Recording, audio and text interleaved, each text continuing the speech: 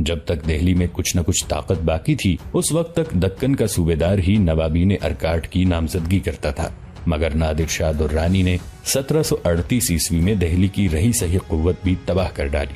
اس قتل عام کے بعد مرہٹوں نے آگے بڑھ کر کرناٹک پر قبضہ کر لیا۔ بالآخر طویل خونریز جنگوں کے بعد نظام الملک نے مرہٹوں کو اس علاقے سے بے دخل کر کے میر انوار الدین کو ارکاٹ کا نواب بنا دیا۔ 1743 عیسوی تک ارکاٹ پر نواب سعادت اللہ خان کا خاندان حکومت کرتا تھا۔ اس خاندان کا آخری نواب محمد سعید خان تھا جو 1740 عیسوی میں تخت نشین ہوا اور 1743 عیسوی میں ارکاٹ کی حکومت سے محروم ہو گیا۔ محمد سعید خان ایک کم عمر لڑکا تھا جسے اس کے خاندان والے ناپسند کرتے تھے۔ محمد سعید خان کے مخالفین میں سر فہرست اسی خاندان کا ایک فرد حسین دوست خان عرف چندہ صاحب تھا۔ چندہ صاحب نواب سعادت اللہ خان مرحوم کا داماد تھا اور وہ اسی رشتے سے ارکاٹ کی حکمرانی کے خواب دیکھ رہا تھا۔ دوسری طرف اقتدار کا بھوکا ایک اور شخص میر انوار الدین گھات لگائے بیٹھا تھا۔ اس نے محمد سعید خان کی خاندانی مخالفتوں سے بھرپور فائدہ اٹھایا اور آصف جاہ نظام الملک اول کی تائید سے ارکاٹ کی حکومت حاصل کر لی۔ والی دکن کے ساتھ انگریز بھی میر انوار الدین کی پشت پناہی کر رہے تھے۔ میر انوار الدین کی انگریز دوستی کوئی نئی بات نہیں تھی۔ چند سال پہلے جب انوار الدین کے باپ نے ایسٹ انڈیا کمپنی کے ایک جہاز میں حج کا سفر کیا تھا تو انگریزوں نے اس کی خوب خاطر تواضع کی تھی اور اس طرح دونوں کے درمیان منافقانہ دوستی کے رشتے مضبوط ہو گئے تھے۔ میر انوار الدین تقریباً 5 سال تک ارکاٹ کا حکمران رہا۔ پھر جب 1748 عیسوی میں نظام الملک اول کا انتقال ہو گیا تو حصول اقتدار کے لیے ناصر جنگ اور مظفر جنگ میں لڑائی چھڑ گئی۔ میر انوار الدین نے اپنے اقتدار کو بچانے کے لیے ناصر جنگ کا ساتھ دیا۔ حسین دوست خان عرف چندہ صاحب بھی اسی موقع کا منتظر تھا۔ اس نے ارکاٹ کی نوابی کے حصول کے لیے مظفر جنگ کی حمایت کا اعلان کر دیا۔ جب سے انگریز اور فرانسیسی ہندوستان آئے تھے ان دونوں میں تجارتی رقابت کی بنیاد پر اکثر جنگیں ہوا کرتی تھیں، مگر ان لڑائیوں کے اثرات صرف انہی 2 قوموں تک محدود رہتے تھے اور مقامی حکمران کسی بھی جنگ میں شرکت نہیں کرتے تھے۔ یہی وجہ تھی کہ جنگ شروع ہونے سے پہلے فرینچ کمپنی کے نگران ڈوپلے نے میر انوار الدین کو ایک خط تحریر کیا۔ مہربان دوست کو معلوم ہونا چاہیے کہ یہ دونوں قوموں کے یکساں نفع اور نقصان کی جنگ ہے، اس لیے تم پر لازم ہے کہ غیر جانبداری کی روش اختیار کرو۔ مگر انوار الدین پر ڈوپلے کی اس درخواست کا کوئی اثر نہیں ہوا۔ مجبوراً فرانسیسی گورنر نے مظفر جنگ اور چندہ صاحب کی مدد کی۔ آخر یہ سیاسی کشمکش 1749 عیسوی میں آمبور کی جنگ پر اختتام پذیر ہوئی۔ میر انوار الدین میدان جنگ سے فرار ہونے کی کوشش میں مارا گیا اور مظفر جنگ کی مدد سے حسین دوست خان عرف چندہ صاحب ارکاٹ کا نواب بن گیا۔ آمبور کی جنگ میں فتح حاصل کرنے کے بعد فرانسیسیوں کی طاقت میں مزید اضافہ ہو گیا تھا اور انگریز اپنے آپ کو بہت زیادہ کمزور محسوس کرنے لگے تھے۔ طاقت کا توازن برقرار رکھنے کے لیے فرنگیوں نے ناصر جنگ کو اپنے تعاون کی پیشکش کی، لیکن ناصر جنگ ایک محب وطن حکمران تھا اور وہ انگریزوں کے خوفناک عزائم سے بخوبی واقف تھا، اس لیے اس نے صاف انکار کر دیا۔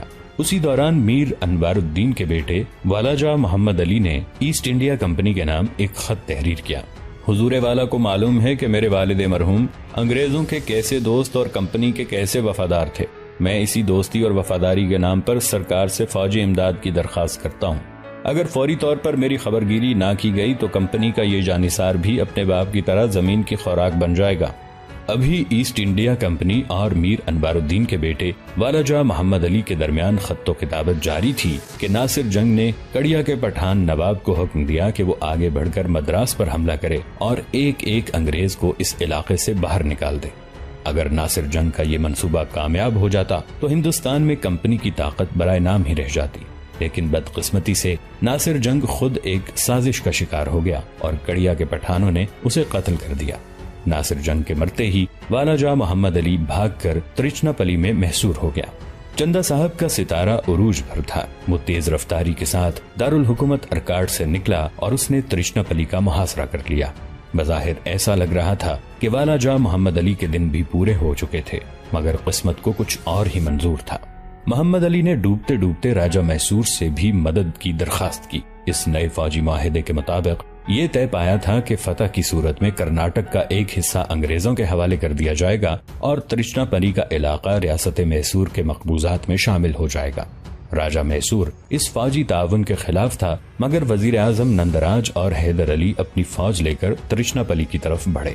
دوسری طرف مدراس کے انگریز گورنر نے ایک عجیب چال چلی۔ اس کا خیال تھا کہ اگر چندا صاحب کی غیر موجودگی میں اس کے پایہ تخت ارکاٹ پر قبضہ کر لیا جائے تو وہ ترچناپلی کا محاصرہ اٹھانے پر مجبور ہو جائے گا اور اس کی حکومت خطرے میں پڑ جائے گی۔ غرض اسی منصوبہ سازی کے تحت انگریزی فوج نے لارڈ کلائیو کی قیادت میں ارکاٹ پر قبضہ کر لیا۔ چندا صاحب اور فرانسیسی فوج کے لیے یہ ایک ہمت شکن اور پریشان کن خبر تھی، مگر پھر بھی اس نے ترچناپلی کا محاصرہ نہیں اٹھایا۔ وہ چاہتا تھا کہ کسی طرح والا جا محمد علی پر قابو حاصل کر کے انگریزوں سے سودے بازی کی جائے، اور جب اسے سیاسی مفادات حاصل ہو جائیں تو وہ ارکاٹ کی نوابی کے دعوے دار کو قتل کر کے ہمیشہ کے لیے اس فتنہ گر سے پیچھا چھڑا لے۔ اسی دوران حیدر علی کی فوج بھی ترچناپلی کے نواح میں داخل ہو گئی اور چندا صاحب کی پریشانیوں میں مزید اضافہ ہو گیا۔ ابھی وہ حیدر علی سے نبرد آزما ہونے کی تدبیریں سوچ ہی رہا تھا کہ اسے ایک اور بری خبر ملی۔ فرانس کی حکومت نے اپنے ذہین ترین گورنر ڈوپلے کو واپس بلا لیا تھا۔ ڈوپلے کے جاتے ہی فرانسیسی سپاہیوں میں بددلی پھیلنے لگی۔ حیدر علی کے بارے میں مشہور تھا کہ اس کی فوج ہمیشہ دشمن پر شبخون مارا کرتی تھی اور جو کچھ ملتا تھا بے دریغ لوٹ لیا کرتی تھی۔ ترچناپلی کی جنگوں میں بھی حیدر علی نے یہی حکمت عملی تیار کی۔ بے خبری کے عالم میں بار بار کے ان حملوں نے فرانسیسیوں اور چندا صاحب کو زندگی سے بیزار کر دیا تھا۔ حیدر علی کی فوج کا ہر شب خون کامیابی سے ہمکنار ہوتا تھا۔ نتیجتاً دوسرے مال و متاع کے ساتھ بہت سی فرانسیسی توپیں بھی حیدر علی کے ہاتھ آئیں۔ چندا صاحب کی فوجی طاقت روز بروز کم ہوتی جا رہی تھی۔ انجام کار اس کے خلاف ایک گہری سازش تیار کی گئی۔ اس سازش میں ہندو اور مسلمان دونوں شریک تھے۔ انگریز اپنی فریب کارانہ سیاست میں کامیاب ہوئے اور ہندوستان کا یہ جانباز سپاہی بڑی بے رحمی کے ساتھ قتل کر دیا گیا۔ چندا صاحب کے مرتے ہی ہندوستان میں فرانسیسی اقتدار بھی ہمیشہ کے لیے ختم ہو گیا۔ والا جا محمد علی انگریزوں کی بندوقوں کے سائے میں ارکاٹ کا نواب بن گیا۔ کمپنی کی طرف سے فرنگی مفادات کی نگرانی کے لیے میجر لارنس بطور ریزیڈنٹ مقرر ہوا۔ محمد علی نے معاہدے کے مطابق کرناٹک کا بہت بڑا علاقہ کمپنی کے نام کر دیا۔ اب تک ہندوستان میں کمپنی کی اپنی کوئی زمین نہیں تھی۔ یہی وہ خطہ ہے جہاں انگریزوں کی حکومت کی پہلی بنیاد رکھی گئی۔ والا جا محمد علی نے جشن تاج پوشی بڑی دھوم سے منایا۔ اس تقریب میں انگریزوں کی خوشی ناقابل بیان تھی۔ دراصل یہ فرنگیوں کا ہی جشن تاج پوشی تھا۔ وہ شراب کے نشے میں بدمست ہو کر دیوانہ وار رقص کر رہے تھے۔ کرناٹک کے زمینداروں نے انگریزوں کو خوش کرنے کے لیے مجبور کسانوں کی نوعمر خوبصورت لڑکیوں کو ان کے گھروں سے اٹھوا کر ایسٹ انڈیا کمپنی کے تاجروں کی خدمت میں پیش کر دیا تھا۔ اس وقت ارکاٹ کے محل میں ہر طرف تیز روشنی پھیلی ہوئی تھی، مگر اہل غیرت کے سینوں میں اندھیرا تھا۔ نواب والا جا محمد علی انگریزوں کی خوشنودی کے لیے قدم قدم پر غلاموں کی طرح بچھا جا رہا تھا اور سنگ مرمر کے فرش پر صرف دو رقیق سیال بہہ رہے تھے، ایک ہندوستانیوں کی عزت و آبرو کا خون اور دوسرے پرتگالی شراب۔ ابھی یہ ہنگامہ کیف و نشاط جاری تھا کہ نواب محمد علی کے نام حیدر علی کا خط موصول ہوا۔ والی ارکاٹ پر لازم ہے کہ ایفائے عہد کے سلسلے میں ہر قسم کی تاخیر سے گریز کیا جائے۔ یہ حیدر علی کون ہے؟ نواب والا جہاں محمد علی نے بڑے متکبرانہ انداز میں خط لانے والے قاصد کھنڈے راؤ سے پوچھا۔ کھنڈے راؤ قوم کا مرہٹہ تھا اور ہر وقت حیدر علی کی خدمت گزاری میں مصروف رہتا تھا۔ تعلیم یافتہ بھی تھا اور ذہین بھی، اسی لیے حیدر علی نے کھنڈے راؤ کو اپنا قاصد بنا کر ارکاٹ بھیجا تھا۔ حیدر علی ڈنڈیگل کے گورنر ہیں۔ ترچناپلی کے محاصرے کے وقت میسوری افواج انہی کی زیر قیادت جنگ کر رہی تھیں۔ کھنڈے راؤ نے نواب ارکاٹ سے اپنے آقا کا تعارف کراتے ہوئے کہا، یہ میسور کا وہی جانباز ہے جس نے چندا صاحب اور فرانسیسی فوجوں کا ناطقہ بند کر دیا تھا۔ حیدر علی کچھ بھی ہو، میں اسے نہیں جانتا۔ نواب والا جا محمد علی کے غرور کا وہی انداز تھا۔ میں اپنے ہم رتبہ لوگوں سے بات کرنے کا عادی ہوں۔ یہ میری توہین ہے کہ ایک ادنا فوجی افسر مجھے حاکمانہ انداز میں خط تحریر کرے۔ اگر راجہ میسور کوئی عریضہ بھیجتا تو شاید میں غور کرتا کہ اسے کس طرح جواب دیا جائے۔ نواب ارکاٹ کا دماغ تو پہلے ہی آسمان پر پہنچ چکا تھا، اب اسے اپنا جسم بھی زمین کی سطح سے بلند محسوس ہو رہا تھا۔ حیدر علی اس معاملے میں راجہ میسور ہی کی نیابت کر رہے ہیں۔ کھنڈے راؤ نہایت حاضر جواب انسان تھا، اس لیے وہ بڑی خوبصورتی سے نواب ارکاٹ کو گھیرنے کی کوشش کر رہا تھا۔ کیسا معاملہ؟ یکا یک والا جا محمد علی غضبناک نظر آنے لگا۔ حضور نے وعدہ کیا تھا کہ فتح کی صورت میں ترچناپلی کا علاقہ ریاست میسور کے حوالے کر دیا جائے گا۔ کھنڈے راؤ نے کسی خدمتگار کی مانند سر جھکاتے ہوئے کہا۔ حیدر علی بھی جھوٹ بولتا ہے اور راجہ میسور بھی۔ نواب ارکاٹ بہت زیادہ مشتعل ہو گیا تھا۔ کیا ترشناپلی کسی بقال کی دکان پر بکنے والی سبزی ہے کہ میں اسے اٹھا کر راجہ میسور کے دامن میں ڈال دوں؟ کھنڈے راؤ واپس پہنچا اور اس نے نواب ارکاٹ کی تمام گفتگو حیدر علی کے گوش گزار کر دی۔ اس ہیلا گر نے بڑا دھوکہ دیا حیدر علی۔ وزیر اعظم نندراج شدت غضب میں بار بار اپنے سر کے بال نوچ رہا تھا۔ کیسی بچوں کی طرح مات کھائی ہے، اب میں راجہ کو کیا منہ دکھاؤں گا؟ حیدر علی پر بہت دیر تک حیرت و سکوت کی کیفیت طاری رہی۔ سرکار، مجھے ترشناپلی کے نہ ملنے کا کوئی غم نہیں۔ کھنڈے راؤ نے اس جذباتی صورتحال سے فائدہ اٹھاتے ہوئے حیدر علی کو مشتعل کرنے کی کوشش کی۔ دکھ تو اس بات کا ہے کہ اس مغرور نواب نے آپ کو پہچاننے سے بھی انکار کر دیا۔ بھگوان نے میری سماعت چھین لی ہوتی یا میں اس کی بات سننے کے لیے زندہ نہ رہتا۔ اب تو سوتے جاگتے یہی الفاظ میرا تعاقب کرتے رہیں گے کہ کون حیدر علی؟ دراصل کھنڈے راؤ میسور کی رانیوں کا ایجنٹ تھا، جسے ایک خاص مصلحت کے پیش نظر ملازمت دے کر حیدر علی اور نندراج کے پیچھے لگا دیا گیا تھا۔ کھنڈے راؤ کچھ دن پہلے پونا کے دربار میں ایک اچھے عہدے پر فائز تھا، مگر اس کی عیاریوں اور سازشوں سے تنگ آ کر مرہٹوں کے پیشوا بالاجی باجی راؤ نے اسے علاقہ بدر کر دیا تھا۔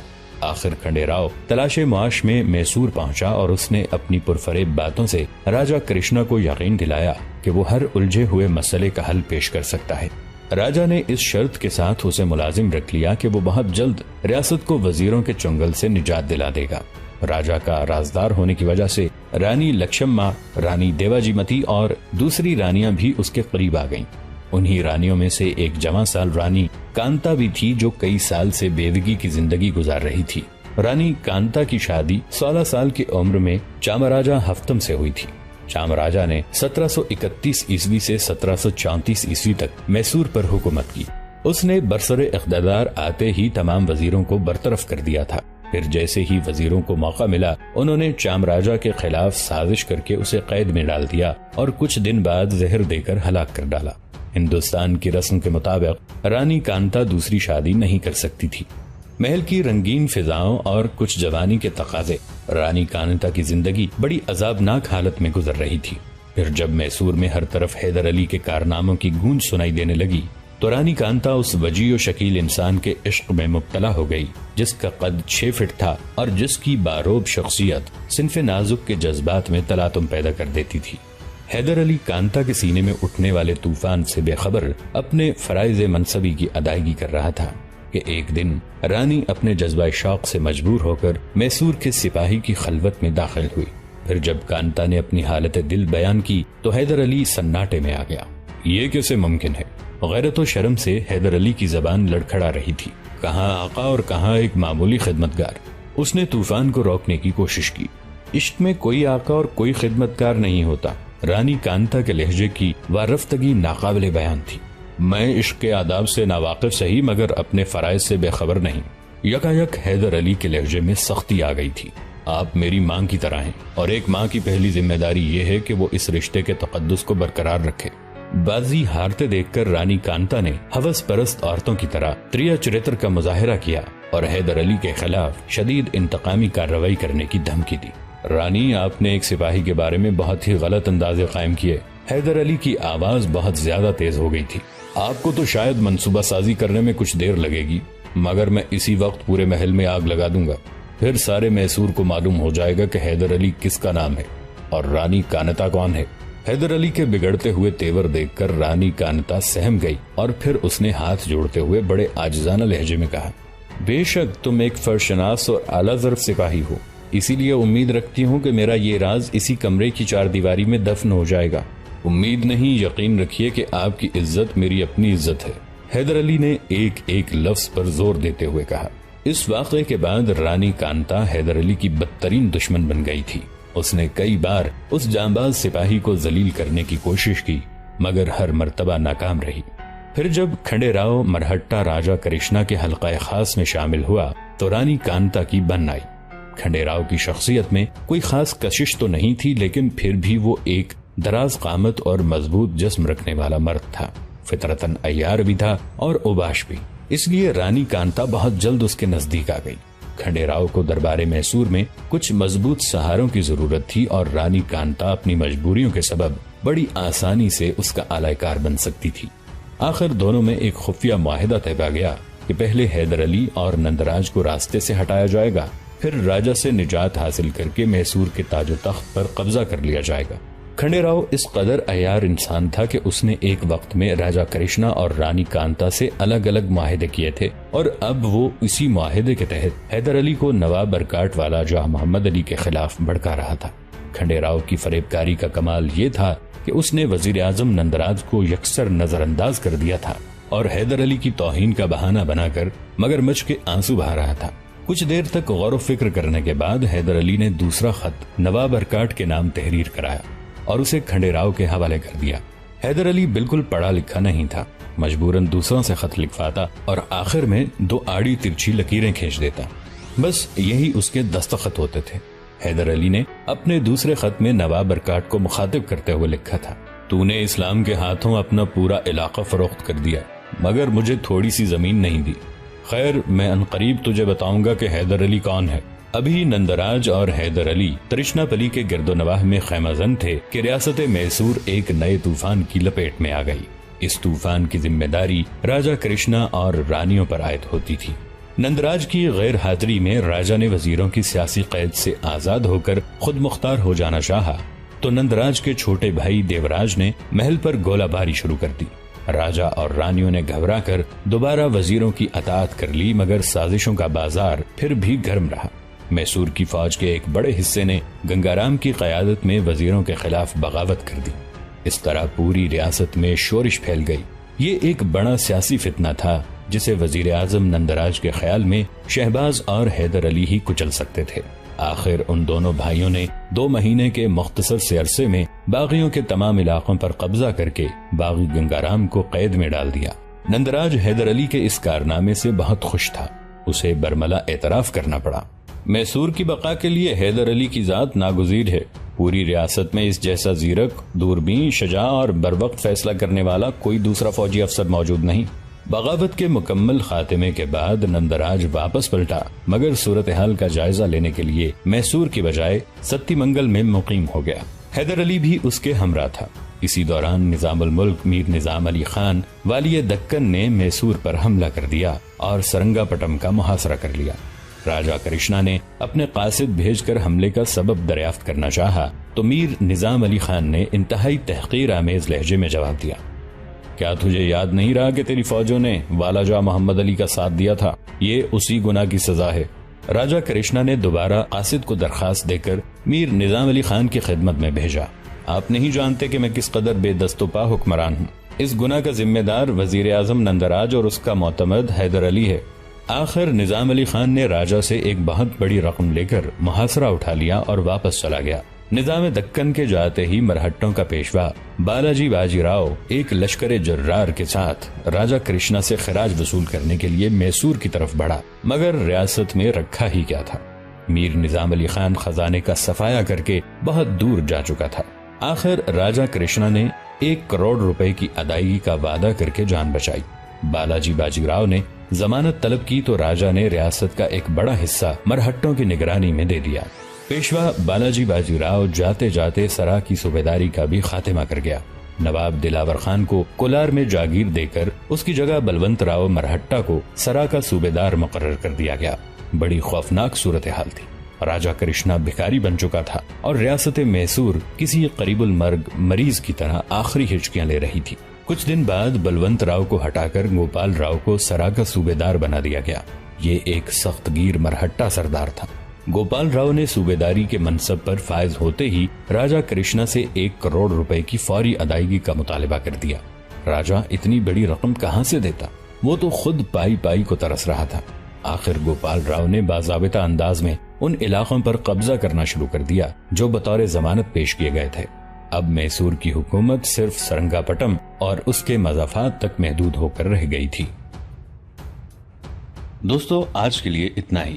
اسی کہانی کی اگلی قسط کے ساتھ بہت جلد حاضر ہوں گے۔ نیچے کامنٹ سیکشن میں اپنی رائے کا اظہار ضرور کیجیے گا۔ ہمارے اس چینل کو سبسکرائب کر کے نیچے موجود بیل آئیکن کو بھی ضرور کلک کیجیے گا۔ اگلی ملاقات تک کے لیے ہمارا اور آپ کا اللہ نگہبان۔